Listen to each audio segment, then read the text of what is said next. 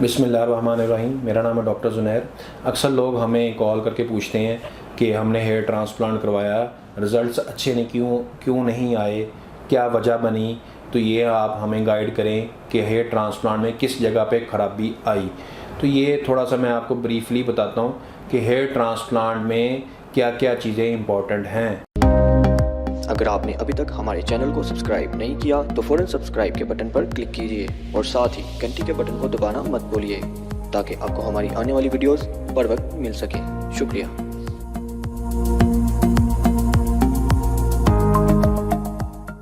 एक तो सबसे इम्पोर्टेंट जो पेशेंट फैक्टर होते हैं कि पेशेंट का डोनर एरिया अच्छा होना चाहिए।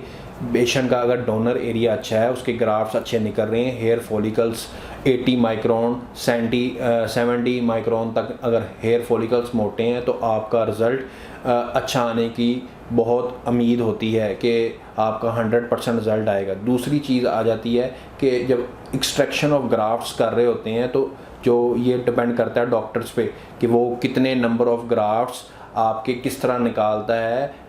सबसे इम्पॉर्टेंट चीज़ होती है जब आप ग्राफ्ट्स निकाल रहे होते हैं तो आपका जो हेयर फॉलिकल्स के साथ एक सेबेशियस ग्लैंड होता है, वो जो बालों की रूट्स को न्यूट्रिएंट्स प्रोवाइड करता है, वो साथ लाजमी होना चाहिए, यानी थोड़ी सी स्किन ग्राफ्ट के साथ लाजमी होनी चाहिए। ये इंडिकेशन है कि ये 100% आपका बाल अच्छा उगेगा। दूसरा, हमने इसका जो मीडियम होता है बाल, जब हम इसको निकाल लेते हैं बॉडी से तो जो एक्सटर्नल मीडियम होता है इसका टेम्परेचर मेंटेन करना होता है। टेम्परेचर मेंटेन नहीं करेंगे अगर तो ये बाल मर जाएगा, ये बाल डेड हो जाएगा। अक्सर लोग कहते हैं कि हमारे इतने ज़्यादा ग्राफ्ट्स लगा दिए लेकिन वो रिज़ल्ट ज़ीरो है।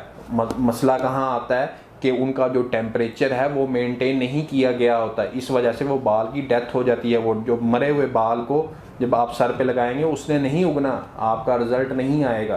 तो ये कुछ फैक्टर्स हैं जो हेयर ट्रांसप्लांट के फेल होने में होते हैं। तीसरी चीज़ आ जाती है कि अगर आप बहुत ही क्लोज डेंस बाल लगा दें तब भी आपकी ग्रोथ कम अफेक्टेड हो सकती है, यानी आपने बहुत ही ज़्यादा डेंसिटी के साथ बाल लगा दी हैं तो फिर भी आपकी जो बालों की ग्रोथ है वो अफेक्ट कर सकती है।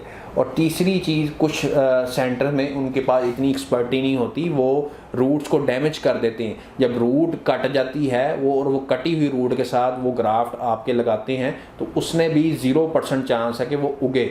तो ये कुछ फैक्टर्स हैं जिसकी वजह से आपको लगता है कि हमारे ग्राफ्ट तो काफ़ी लग गए लेकिन रिज़ल्ट नहीं आया। रिज़ल्ट ना आने की ये थोड़ी बहुत वजूहात मैंने आपको बताई।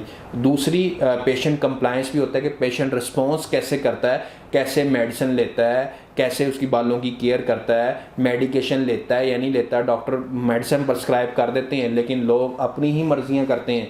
अगर किसी को DHT है, हमने उसको फिनास्टेरॉइड प्रिस्क्राइब की है तो वो अपनी मर्ज़ी के मुताबिक वो मेडिसिन ही नहीं लेता, PRP नहीं कराता।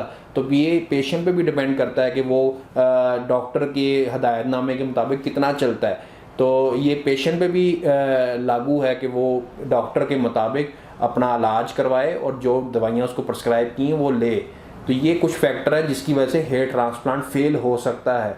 तो ये इन चीज़ों को आप अपने जहन में रखें। ठीक है, मज़ीद आपको कोई क्वेश्चन हो तो मुझे आप कॉल कर सकते हैं, व्हाट्सएप पे मैसेज कर सकते हैं। अल्लाह हाफिज़।